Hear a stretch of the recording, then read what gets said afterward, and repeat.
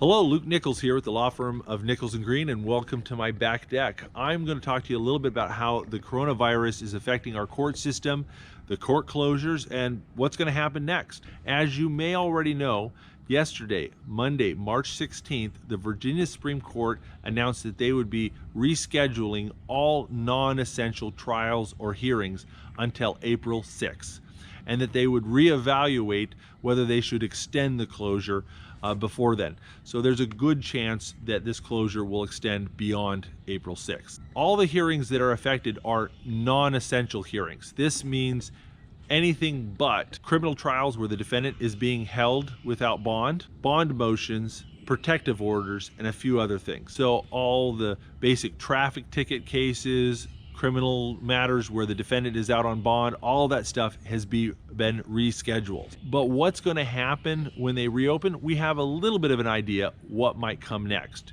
While this is unprecedented, we have seen closures in the past because of natural disasters or snowstorms. And in those situations, what the court did is they picked a couple makeup dates. And all the cases that were canceled get pushed to the official makeup date, and they send out letters to everyone notifying them of the new makeup date. So a couple things that you need to do is, one, look at your summons or your warrant and make sure your address is correct. If there is an error on your summons and the address is not correct, or if you've moved, then that letter's not going to get to you, and they're going to have a trial in your absence or a warrant because you didn't show up to court on your new date and time. If your address is incorrect or if it's out of date, call the clerk's office and update them. There is a skeleton crew of clerks at the clerk's office, and so they will be able to do that. Also, check your mailbox and check online on your case status to see when and where your new hearing is going to be. Once things kind of become more clear, start checking online at the Virginia Supreme Court website. You go and you look up your court, then your jurisdiction, then your name, find your case information, and then click on it, and you'll see down there the date and time and the courtroom where you're supposed to appear. If that's not been updated yet, then they just don't know what they're doing yet. It might be several weeks before they know when the new makeup dates will be. When the court eventually does reopen, it is going to be extremely chaotic. The courts are busy on the best of days, and this is only going to make the situation much worse. So the judges and the prosecutors will be under a lot of stress, and in this chaos, there's an opportunity for you to get a favorable outcome on your case.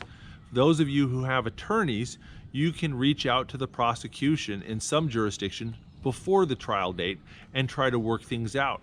And I imagine that a lot of prosecutors will be anxious to work out the low-level traffic tickets and minor criminal matters so that they can get those off the dockets and focus on more important cases.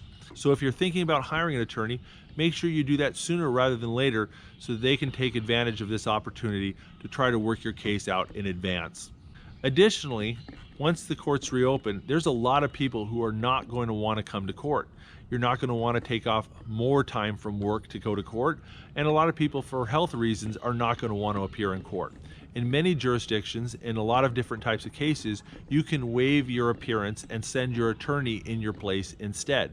Talk to a local attorney about the rules in your jurisdiction and whether that's possible. In most of the jurisdictions in Northern Virginia, this is a common practice in traffic matters and non-jailable criminal offenses. So talk to us if you have a case in Northern Virginia and are interested in waiving your appearance.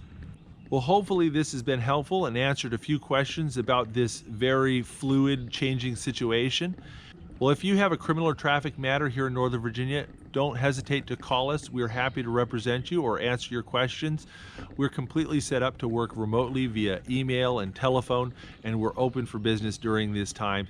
So don't hesitate to call the number below if you have any questions. Thanks for watching. Stay safe, stay healthy. Have a good day.